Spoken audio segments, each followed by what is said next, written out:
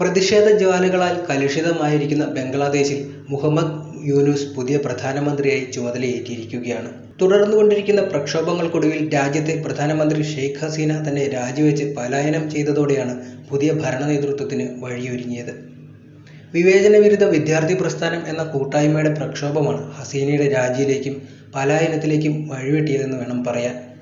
കൂട്ടായ്മയുടെ പ്രതിഷേധ സമരത്തിനൊപ്പം സർക്കാർ, സ്വകാര്യ ജീവനക്കാരും പ്രതിപക്ഷ പാർട്ടികളും അണിചേർന്നതോടെയാണ് ഹസീനയ്ക്ക് നിൽക്കക്കള്ളിയില്ലാതെ രാജ്യം വിടേണ്ടി വന്നത്. യഥാർത്ഥത്തിൽ വർഷങ്ങൾക്ക് മുൻപേ കൈക്കൊണ്ട ഒരു തീരുമാനമാണ് കഴിഞ്ഞ ദിവസത്തെ ഈ അവസ്ഥയ്ക്ക് കാരണം. ആ തീരുമാനം കൈക്കൊണ്ടതാകട്ടെ ഷെയ്ഖ് ഹസീനയുടെ പിതാവും രാജ്യത്തിൻ്റെ സ്ഥാപക നേതാവുമായ ഷെയ്ഖ് മുജീബുർ റഹ്മാനാണ്. 1972 അദ്ദേഹം ഇപ്പോൾ വിവാദമായിക്കൊണ്ടിരിക്കുന്ന സംവരണ സംവിധാനത്തിന് തുടക്കം കുറിക്കുന്നത്. ആദ്യം 30% സ്വാതന്ത്ര്യ സമര സേനാനികൾക്കും 10% യുദ്ധത്തിൽ ബാധിക്കപ്പെട്ട സ്ത്രീകൾക്കും 40% വിവിധ ജില്ലകളിലും എങ്ങനെയായിരുന്നു സംവരണം. 1976 ജില്ലകൾക്കുള്ള സംവരണം 20% കുറച്ചു. 85 യുദ്ധത്തിൽ ബാധിക്കപ്പെട്ട സ്ത്രീകൾക്കുള്ള സംവരണം എല്ലാ സ്ത്രീകൾക്കുമായി മാറ്റി. ഗോത്രവർഗക്കാർക്ക് 5% സംവരണവും പുതുതായി കൈക്കൊണ്ടു. 1997 സ്വാതന്ത്ര്യ സമര സേനാനികൾക്കുള്ള സംവരണത്തിലേക്ക് അവരുടെ മക്കളെയും 2010 പേരക്കുട്ടികളെയും ഉൾക്കൊള്ളിക്കാമെന്ന ഉത്തരവ് വന്നു. ഭിന്നശേഷിക്കാർക്കുള്ള 1% സംവരണം 2012 നടപ്പാക്കിയത്. എന്നാൽ രാജ്യം സ്വാതന്ത്ര്യം നേടി അരനൂറ്റാണ്ട് പിന്നിട്ടിട്ടും സ്വാതന്ത്ര്യ സമര സേനാനികൾക്കും അവരുടെ കുടുംബത്തിനുമുള്ള സംവരണം തുടരുന്നത് അനീതിയാണെന്നാണ് ഒരു വിഭാഗം വിദ്യാർത്ഥി സമൂഹം പറഞ്ഞത്. സ്വാതന്ത്ര്യ സമരത്തിൽ പങ്കെടുത്തവരിൽ ഏറിയ പങ്കും ഷെയ്ഖ് മുജീബുർ റഹ്മാന്റെ പാർട്ടി പ്രവർത്തകരാണെന്നതിനാൽ സംവരണത്തിന്റെ പ്രധാന ഗുണഭോക്താക്കൾ അവാമി ലീഗാണെന്നായിരുന്നു വിമർശനം. സ്വാതന്ത്ര്യ സമര ക്വാട്ടയിൽ ആളുകളെ ഉൾപ്പെടുത്താൻ അവർ അഴിമതി കാണിക്കുന്നുണ്ടെന്നായിരുന്നു പരാതി. ക്വാട്ട ഉദ്യോഗാർത്ഥികൾക്കുള്ള പ്രത്യേക പരീക്ഷകൾ, ഓരോ വിഭാഗത്തിനും വ്യത്യസ്ത പ്രായപരിധികൾ, മെറിറ്റ് ലിസ്റ്റിൽ യോഗ്യതയുള്ള ഉദ്യോഗാർത്ഥികൾ തൊഴിൽ രഹിതരായി നിൽക്കുമ്പോഴും ക്വാട്ട സീറ്റുകളിൽ നിരവധി ഒഴിവുകൾ ബാക്കി കിടന്നു എന്നതൊക്കെയായിരുന്നു പരാതി.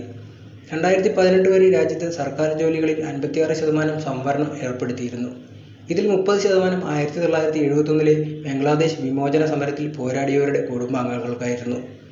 അവികസിത മേഖലകളിൽ നിന്നും സ്ത്രീകൾക്കും മറ്റുള്ളവർക്കും 10% വീതവും, ആദിവാസി മേഖലകളിൽ നിന്നുള്ളവർക്ക് 5%, ബാക്കിയുള്ള 1% അംഗപരിമിതർക്കും വേണ്ടിയായിരുന്നു. ഇത് കഴിഞ്ഞുള്ള 44% ഒഴിവുകൾ മാത്രമായിരുന്നു ബാക്കിയുള്ളവർക്കായി നീക്കിവച്ചിരുന്നത്. 2018 ഏപ്രിലിൽ വിദ്യാർത്ഥികളും അധ്യാപകരും പ്രതിഷേധം ആരംഭിച്ചതോടെയാണ് ഇപ്പോഴത്തെ പ്രശ്നങ്ങൾക്ക് തുടക്കമിടുന്നത്.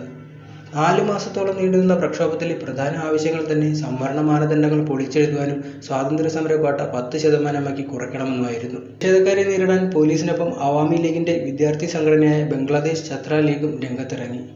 കലാപത്തിലേക്ക് കാര്യങ്ങൾ വഴിമാറിയിരുന്നു. പ്രശ്നത്തിൽ അന്താരാഷ്ട്ര തലത്തിൽ നിന്നുള്ള ഇടപെടൽ വരെ ഉണ്ടായി. ഒടുവിൽ ഹസീന എല്ലാ സംവരണങ്ങളും നിർത്തലാക്കിക്കൊണ്ട് ഉത്തരവിറക്കുകയായിരുന്നു. 2024 ജൂൺ 5 ബംഗ്ലാദേശ് സുപ്രീം കോടതിയുടെ ഹൈക്കോടതി വിഭാഗം 2018 റദ്ദാക്കിയ എല്ലാ സംവരണവും പുനഃസ്ഥാപിക്കാൻ ഉത്തരവിട്ടു. കൂട്ടത്തിൽ 30% സ്വാതന്ത്ര്യ സമര പോരാളികൾക്കുള്ള ക്വാട്ടയും ഉണ്ടായിരുന്നു.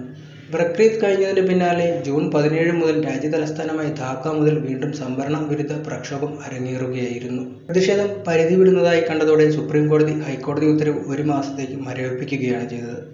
ഓരോ വിഭാഗത്തിനുമായി ഏർപ്പെടുത്തിയ വിവേചനപരമായ സംവരണം എടുത്തുമാറ്റണമെന്നും ഭരണഘടനയിൽ അനുശാസിക്കുന്ന പ്രകാരം 5% സംവരണം പിന്നാക്കക്കാർക്ക് മാത്രമായി പരിമിതപ്പെടുത്തണമെന്നും പാർലമെന്റിൽ നിയമം പാസാക്കി ഇക്കാര്യം ഉറപ്പാക്കണമെന്നുമാണ് പ്രതിഷേധക്കാരുടെ ആവശ്യം. അംഗപരിമിതർക്കും ഗോത്രവിഭാഗക്കാർക്കുമുള്ള ക്വാട്ട നിലനിർത്തിക്കൊണ്ട് സ്വാതന്ത്ര്യ സമര പോരാളികളുടെ പിന്മുറക്കാർക്കുള്ള സംവരണം അവസാനിപ്പിക്കുക എന്നത് തന്നെയാണ് പ്രതിഷേധക്കാരുടെ പ്രധാന ആവശ്യവും. എന്നാൽ ഏറ്റവും കൂടുതൽ കാലം ബംഗ്ലാദേശിന്റെ പ്രധാനമന്ത്രിയായിരുന്ന വ്യക്തിയാണ് ഹസീന. അഴിമതിക്കുറ്റം ചുമത്തി ജയിലിലടയ്ക്കപ്പെട്ട ശേഷം പൂർവാധികം ശക്തിയോടെ രാജ്യഭരണത്തിന്റെ തലപ്പത്തെത്തിയ സ്ത്രീ. പലപ്പോഴായി 19 വധശ്രമങ്ങൾ അതിജീവിച്ച ഏറ്റവും അധികം കാലം ഭരണത്തിലിരുന്ന വനിത. 76 വയസ്സുള്ള ഹസീനയുടെ പോരാട്ടം ഇനി എങ്ങനെയാവുമെന്നുള്ളത് എല്ലാവരും ഉറ്റുനോക്കുന്നുണ്ട്.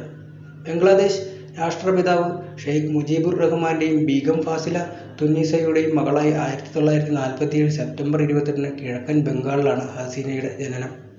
ഭൗതിക ശാസ്ത്രത്തിൽ ഡോക്ടറേറ്റുള്ള ആണവ ശാസ്ത്രജ്ഞൻ M.A. ഫാസൈദ് മിയയെ 1967 വിവാഹം കഴിച്ചു. ബംഗ്ലാദേശിൽ അട്ടിമറി നടന്ന 1975 ഓഗസ്റ്റ് 15 പ്രധാനമന്ത്രി മുജീബുർ റഹ്മാൻ കൊല്ലപ്പെടുകയാണ് ചെയ്തത്. മുജീബിന്റെ ഭാര്യയ്ക്കും 3 ആൺമക്കൾക്കും ജീവൻ നഷ്ടമായി. പെൺമക്കളായ ഹസീനയും അനുജത്തി രഹാനയും സ്ഥലത്തില്ലാത്തതിനാൽ മാത്രം രക്ഷപ്പെടുകയായിരുന്നു. അന്നത്തെ ഇന്ത്യൻ പ്രധാനമന്ത്രി ഇന്ദിരാഗാന്ധി അവർക്ക് രാഷ്ട്രീയ അഭയം നൽകുകയും ചെയ്തിട്ടുണ്ട്. 1981 ഫെബ്രുവരി 16 അവാമി ലീഗിന്റെ പ്രസിഡന്റായി തിരഞ്ഞെടുക്കപ്പെട്ട ശേഷം ഇന്ത്യയിൽ നിന്ന് ബംഗ്ലാദേശിലേക്ക് മടങ്ങുകയാണ് ചെയ്തത്. സൈനിക നിയമം ചുമത്തി 1984 1985 മാസങ്ങളോളം വീട്ടുതടങ്കലിൽ കഴിയേണ്ടി വന്നു ഹസീനയ്ക്ക്.